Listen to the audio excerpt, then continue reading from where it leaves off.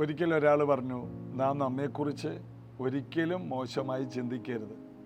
അതിനുവേണ്ടി ദൈവം കുറച്ച് നാട്ടുകാരെയും ബന്ധുക്കളെയൊക്കെ ഒരുക്കി വെച്ചിട്ടുണ്ട്.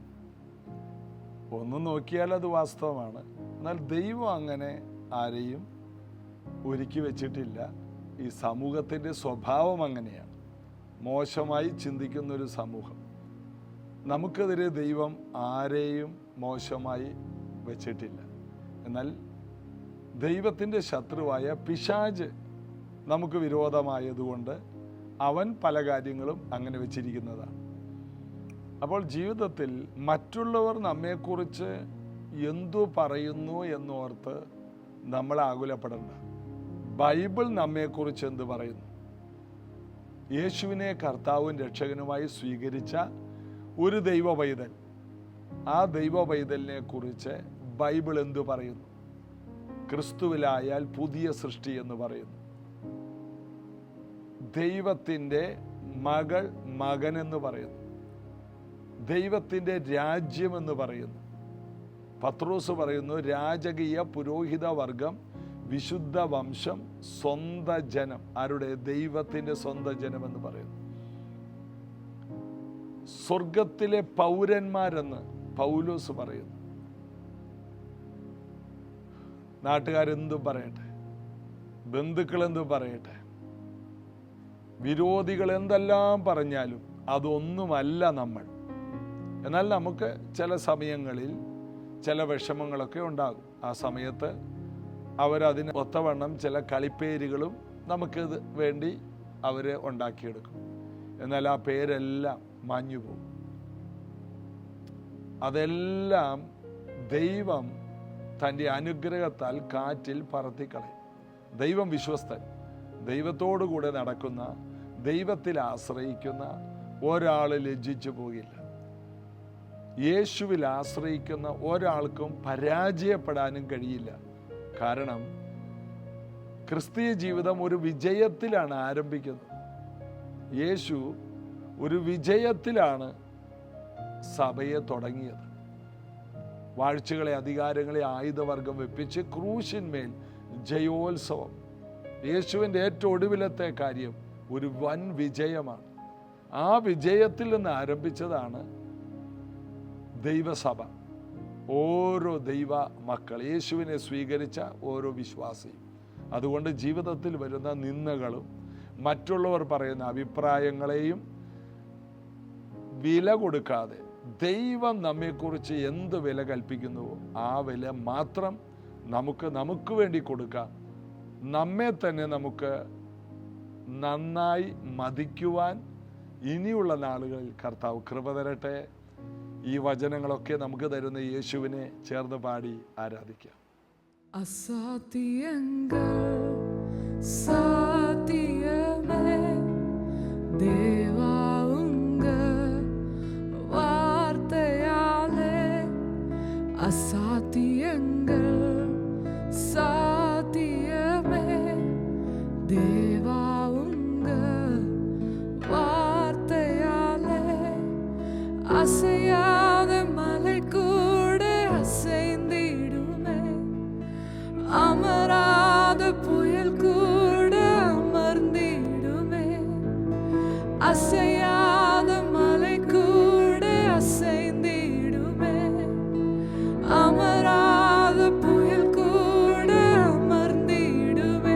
எல்லா புகழும் எல்லா கனவும் அசாத்தியம் செய்பவர்க்கு எல்லா துதியும் எல்லா உயர்வும் என்னில்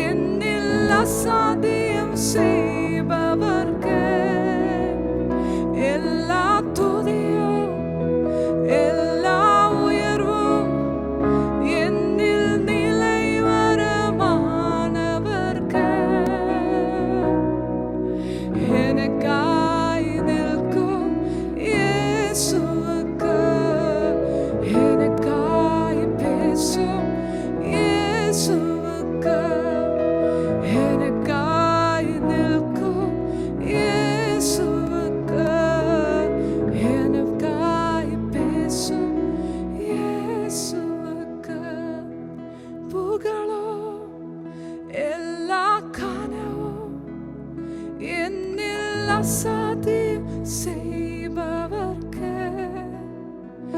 எல்லா துதியும் எல்லா உயரும் என்னில் நிலைவரமானவர்க்கு எல்லா புகழும் எல்லா கனவும் என்னில் அசாத்தியம் செய்பவர்க்கு எல்லா துதியும் எல்லா உயரும் என்னில் நிலைவரமான எல்லா புகழும் எல்லா புகழும் எல்லா கனவும் என்னில் அசாத்தியம் செய்பவர்க்கு எல்லா துதியும் எல்லா உயரும் என்னில் நிலைவரமானவர்க்கு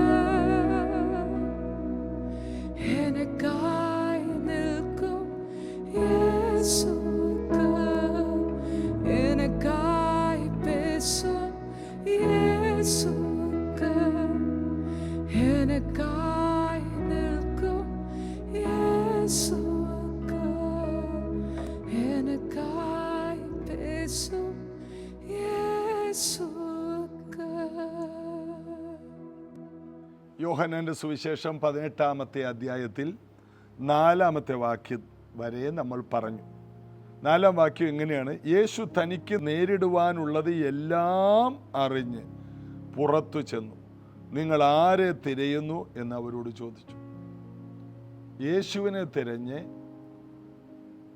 ആ തോട്ടത്തിനകത്തേക്ക് ഒരു വലിയ പട്ടാളം, മഹാപുരോഹിതന്മാരുടെ ദാസന്മാർ, ഒരു വലിയ പുരുഷാരം, എല്ലാവരും കൂടി യേശുവിനെ പിടിക്കാൻ വന്നിരിക്കുകയാണ്. ഇന്ന് വരെ യേശു ഒരായുധം കൊണ്ട് നടക്കുന്നത് അവർ കണ്ടിട്ടില്ല. ഒരു വടിവാളോ വെട്ടുകത്തിയോ യേശുവിൻ്റെ കയ്യിൽ ആരും കണ്ടിട്ടില്ല. ഈ ശിഷ്യന്മാരുടെ കയ്യിലും കണ്ടിട്ടില്ല. അവരുടെ കയ്യിൽ കുറച്ച് വലയുണ്ടായിരുന്നു, അതുവരെയും താഴെ ഇട്ടേച്ച് വെറുതെ കയ്യും വീശിയായിരുന്നു അവരവിടെ നടന്നിരുന്നു. എന്നാൽ യേശുവിനെ പിടിക്കാൻ രാത്രിയിൽ അവർ വന്നിരിക്കുകയാണ്. അപ്പോൾ ഒരു കള്ളനെ പോലെ അല്ലെങ്കിൽ ഒരു അതിക്രമക്കാരനെ പോലെയാണ് യേശുവിനെ അവർ പിടിക്കാൻ വന്നത്. കാരണം ഒരു പ്രവചനമുണ്ട്, അതിക്രമക്കാരോടുകൂടി അവനെ എണ്ണിയെന്ന്. അതുകൊണ്ടാണ് അതിക്രമക്കാരെ പിടിക്കാൻ വരുന്നത് പോലെയാണ് ഈ വലിയ കൂട്ടം യേശുവിനെ പിടിക്കാൻ വന്നത്. അവർ ആ തോട്ടത്തിൽ വന്നു. ആദ്യം മുതൽ വായിക്കുമ്പോൾ ഇത് പറഞ്ഞിട്ട് യേശു ശിഷ്യന്മാരുമായി കെദ്രോൻ തോട്ടിന് അക്കരയ്ക്ക് പോയി. അവിടെ ഒരു തോട്ടമുണ്ടായിരുന്നു, അതിൽ അവനും ശിഷ്യന്മാരും കടന്നു. അവിടെ യേശു പലപ്പോഴും ശിഷ്യന്മാരോടുകൂടെ പോയിരുന്നത് കൊണ്ട് അവനെ കാണിച്ചു കൊടുത്ത യൂദയും ആ സ്ഥലം അറിഞ്ഞിരുന്നു. അങ്ങനെ യൂദ പട്ടാളത്തെയും മഹാപുരോഹിതന്മാരും പരീശന്മാരും അയച്ച് ചേവകരെയും കൂട്ടിക്കൊണ്ട് ദീപെട്ടി പന്തങ്ങളും ആയുധങ്ങളുമായി അവിടെ വന്നു. യൂദയ്ക്ക് വല്ല കാര്യമുണ്ടോ ആയുധമായിട്ട് വരെ? യേശു ഇന്ന് വരെ ഒരു ആയുധമായിട്ട് നടക്കുന്ന യൂദ കണ്ടിട്ടില്ല.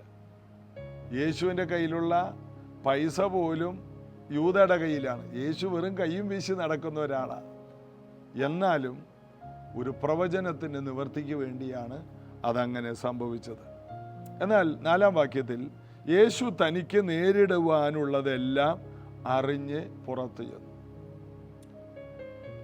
യേശുവിൻ്റെ ജീവിത വിജയം അതാണ്.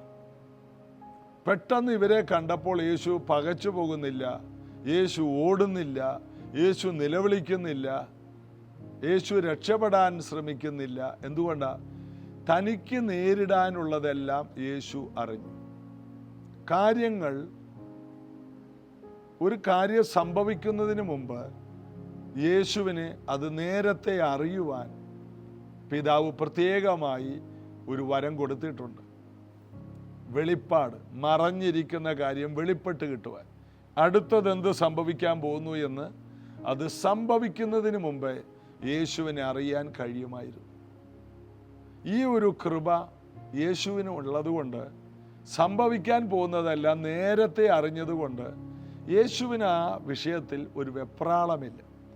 നമ്മുടെയൊക്കെ ജീവിതത്തിൽ വിഷയങ്ങളിൽ നാം തളരുന്നതിൻ്റെ കാരണം ഒരു വിഷയം അപ്പോഴാണ് നമ്മൾ അറിയുന്നത്, പെട്ടെന്നാണ് നമ്മൾ ആ കാര്യം അറിയുന്നത്. എന്നാൽ ദൈവസന്നിധിയിൽ സമയം ചെലവഴിക്കുന്ന ഒരു വ്യക്തിക്ക് ദൈവം ഒരു കാര്യം നേരത്തെ അത് വെളിപ്പെടുത്തി കൊടുക്കും. ദൈവം തൻ്റെ അബ്രഹാമിനോട് പറയാതെ ഒന്നും ചെയ്യില്ല. ദൈവം തൻ്റെ പ്രവാചകന്മാരോട് പറയാതെ ഒന്നും പ്രവർത്തിക്കില്ല. ഇങ്ങനെയുള്ള വാക്യങ്ങളൊക്കെ ബൈബിളിലില്ലേ? എന്താണ്? ദൈവത്തിൻ്റെ സ്നേഹിതനായ അബ്രഹാമിനൊന്നും മറച്ചു വെച്ചില്ല ദൈവം.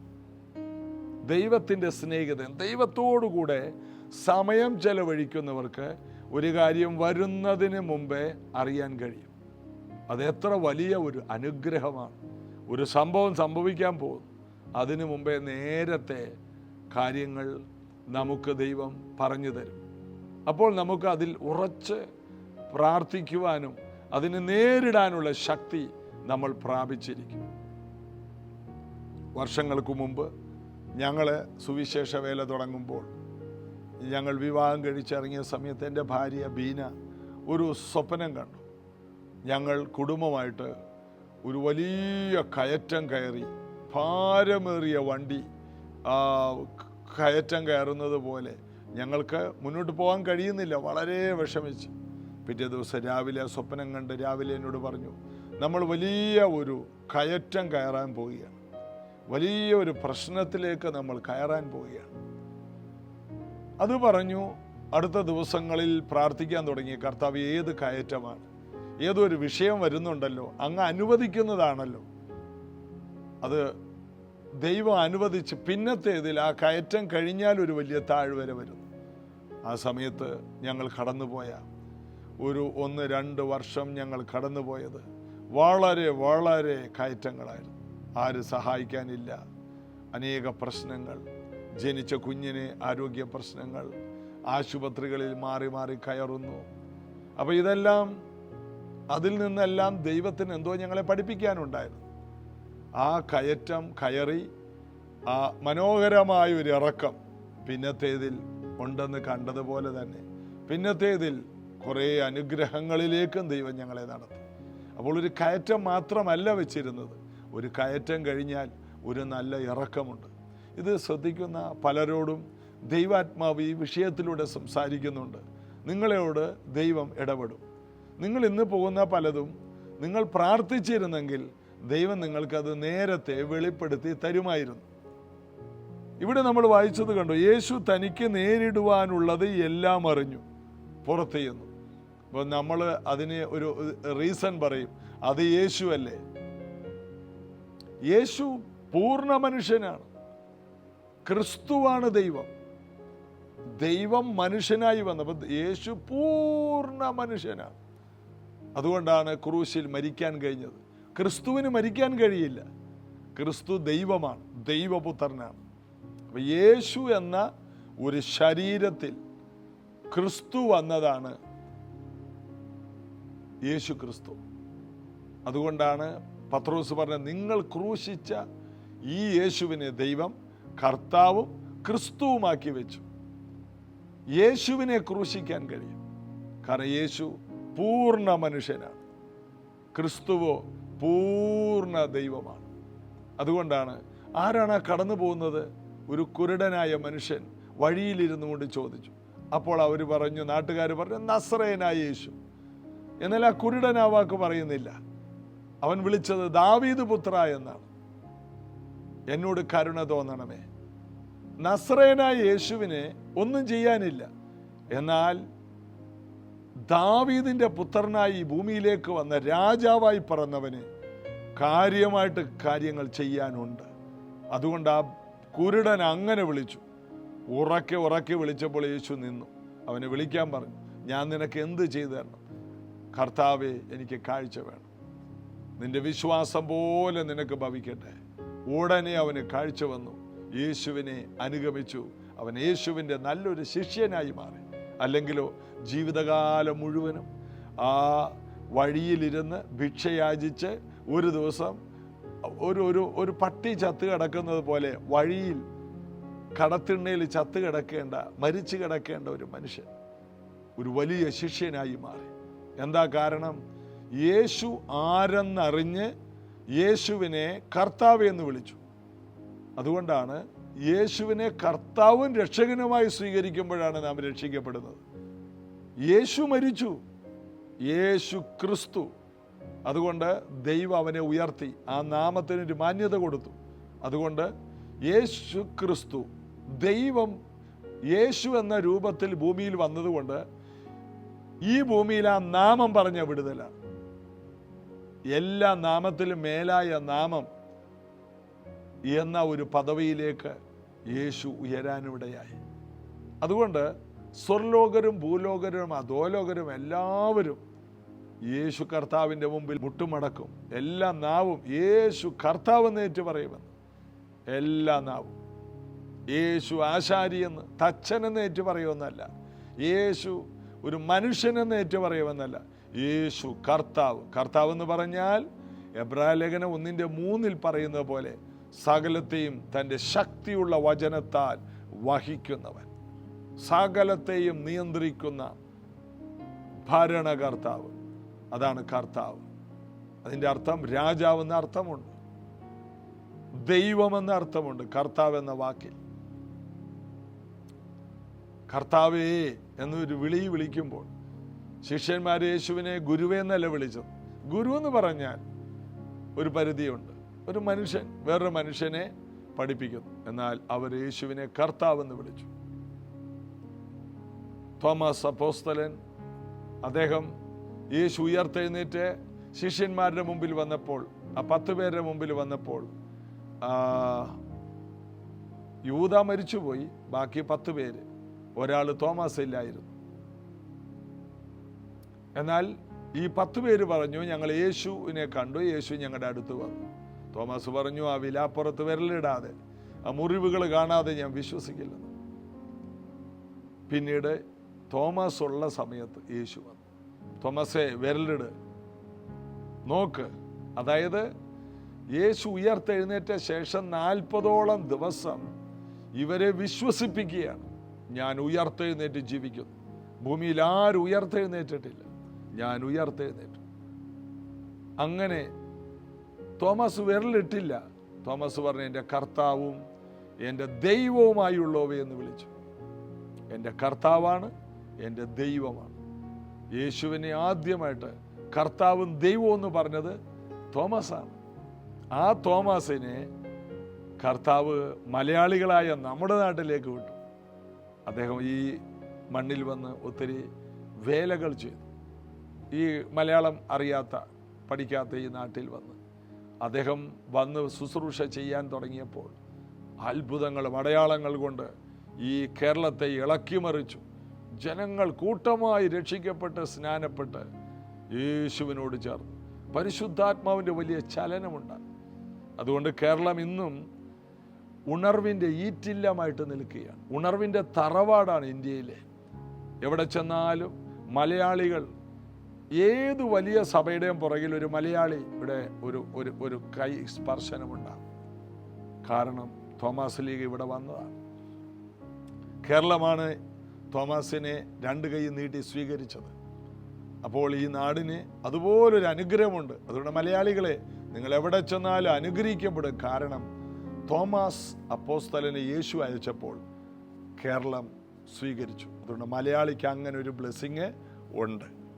അപ്പോൾ കർത്താവിൽ നമ്മൾ അടിയുറച്ച് ആശ്രയം വയ്ക്കണം. കർത്താവിൽ അങ്ങോട്ട് ധൈര്യപ്പെടണം. നമ്മുടെ നാളുകളിൽ സംഭവിക്കാൻ പോകുന്ന കാര്യങ്ങൾ ഇന്നുകളിൽ അറിയണം. ഇന്ന് സംഭവിക്കാൻ പോകുന്നത് ഇന്നലകളിൽ അറിയണം. അതിന് നാം ദൈവസന്നിധിയിൽ ഇരിക്കണം. ഇരിക്കുമ്പോൾ ദൈവം വെളിപ്പാടുകളിലൂടെ നമ്മോട് സംസാരിക്കും.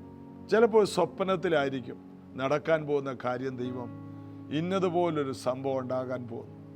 ചില സംഭവങ്ങൾ ദൈവം കാണിച്ചു തരുന്നത് അതിനെ അങ്ങോട്ട് ശാസിക്കാനാണ്. ഒരു അനർത്ഥമായിരിക്കും, അതിനെ ശാസിച്ചാൽ. ചിലതിലൂടെ നമ്മൾ പോകാനായിരിക്കും, അത് നമ്മെ ശക്തരാക്കാനാണ്. കൂരിൽ താഴ്വരെ കൂടി കടത്തിവിട്ട് ദൈവം കൂടെയുണ്ടെന്ന് തെളിയിച്ച് നമ്മളെ വിശ്വാസ വീരരാക്കി പുറത്തെടുക്കും. അപ്പം നമ്മുടെ വിശ്വാസത്തിന് മൂർച്ച കൂട്ടാൻ ചില അനുഭവങ്ങളിലൂടെ കയറ്റിവിടും. എന്നാൽ എല്ലാം കയറ്റിവിടാനുള്ള പ്രതിസന്ധികളല്ല. ചിലതിനെ ശാസിച്ച് അതിനെ പുറത്തു കളയണം. അതിനെ അനുവദിക്കരുത്. അത് പിശാചിൻ്റേതാണ്. ദൈവത്തിൻ്റേത് ആയ എല്ലാറ്റിലൂടെ നമ്മൾ പോകണം. ഇങ്ങനെ നമുക്ക് നേരിടാനുള്ളതെല്ലാം അത് നേരിടുന്നതിന് മുമ്പേ മനസ്സിലാക്കാൻ ദൈവം പ്രത്യേകം കൃപ തരട്ടെ.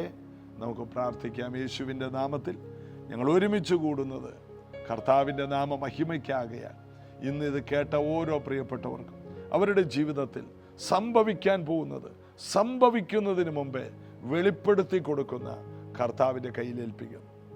ഇന്ന് കടന്നു പോകുന്ന ചിലതിൽ നിന്ന് പ്രാർത്ഥനയിൽ പുറത്തു വരാനും ചില വിഷയത്തിൽ അതിലൂടെ കയറിയിറങ്ങി ശക്തരാകാനും കർത്താവ് അവർക്ക് ശക്തി കൊടുക്കുന്നതിനായി സ്തോത്രം. എല്ലാം ദൈവത്തെ സ്നേഹിക്കുന്നവർക്ക്, നിർണയപ്രകാരം വിളിക്കപ്പെട്ടവർക്ക് നന്മയ്ക്കാണല്ലോ. ഇത് കേൾക്കുന്ന എല്ലാവർക്കും ജീവിതത്തിൽ ഇന്ന് വന്നിരിക്കുന്നത് നന്മയായി തീരട്ടെ. അനുഗ്രഹിക്കുന്നു. ഇന്നത്തെ കഷ്ടപ്പാടുകൾ, ഭർത്താവ് വിട്ടേച്ചു പോയത്, ഭാര്യയുടെ പീഡനം, മക്കളുടെ ഉപദ്രവം, എന്തെല്ലാം തരത്തിൽ കുടുംബങ്ങളിൽ അനുഭവിക്കുന്ന പ്രയാസങ്ങൾ, സാമ്പത്തിക പ്രശ്നങ്ങൾ, അപ്പനിൽ നിന്ന് നേരിട്ട വല്ലാത്ത വേദനകൾ, ഇതെല്ലാം നേരിടുന്ന ഓരോ പ്രിയപ്പെട്ടവരും കരുത്തുള്ളവരും ശക്തരുമായി മാറട്ടെ. കർത്താവെ, അങ്ങറിയാതെ ഇവരുടെ ജീവിതത്തിൽ ഒന്നും സംഭവിച്ചിട്ടില്ല, ഇനി സംഭവിക്കുകയുമില്ല. എന്നാൽ ഓരോ ദിവസവും മുന്നോട്ട് പോകാനുള്ള ആലോചനകൾ ഈ മക്കൾക്ക് കൊടുക്കണം. ഏത് വിഷയത്തെയും ഫേസ് ചെയ്യാനുള്ള ശക്തി ഈ മക്കൾക്ക് കൊടുക്കണം. യേശുവിൻ നാമത്തിൽ ആമേൻ. കർത്താവിൽ ആശ്രയിക്കാം. ഈ വചന വെളിപ്പാടിൽ ജീവിക്കുവാൻ യേശു കൃപ തരട്ടെ. ജീസസ് എവരിഡേ ഈ ഇങ്ങനെ തുടരുമ്പോൾ മറ്റുള്ളവർക്ക് കൂടി നിങ്ങൾ ഈ വീഡിയോ ഷെയർ ചെയ്യണം. നിങ്ങൾക്കും ഞങ്ങളുടെ ഈ പ്രവർത്തനത്തിൽ പങ്കാളിത്തം വഹിക്കാൻ കഴിയും. ഞങ്ങൾക്ക് സാമ്പത്തികമായി പല ആവശ്യങ്ങളും അത്യാവശ്യങ്ങളുമുണ്ട്. പല എക്യുപ്മെൻസുകളും വാങ്ങേണ്ട ആവശ്യങ്ങൾ വരുന്നുണ്ട്. നിങ്ങളുടെ കൂട്ടായ്മ, സാമ്പത്തിക കൂട്ടായ്മ ഞങ്ങൾക്ക് അനുഗ്രഹമായിരിക്കും. കർത്താവ് നിങ്ങളെല്ലാവരെയും അനുഗ്രഹിക്കട്ടെ. പ്രത്യേകിച്ച് ഇന്നു മുതൽ വ്യാഴം, വെള്ളി, ശനി സഭയിൽ 3 ദിവസത്തെ സ്പെഷ്യൽ ഉപവാസ പ്രാർത്ഥനയാണ്. എല്ലാ മാസത്തിലും 3 ദിവസത്തെ പ്രാർത്ഥനയുണ്ട്. ഈ മാസത്തെ പ്രാർത്ഥന ഇന്ന് മുതലാണ് ആരംഭിക്കുന്നത്. രാവിലെ 10:30 തൊട്ട് ഒരു 1:30 കൂടി വന്ന 2 മണി വരെയുള്ള സമയം. താല്പര്യമുള്ളവർക്കെല്ലാം വരാം. ആദ്യമായിട്ട് വരുന്നവരെ പ്രത്യേകം കാണുകയും അവർക്ക് വേണ്ടി പ്രാർത്ഥിക്കുകയും ചെയ്യുന്നതാണ്. തമ്മിൽ കാണും വരെ ദൈവം കൃപയിൽ മറക്കട്ടെ. God bless you.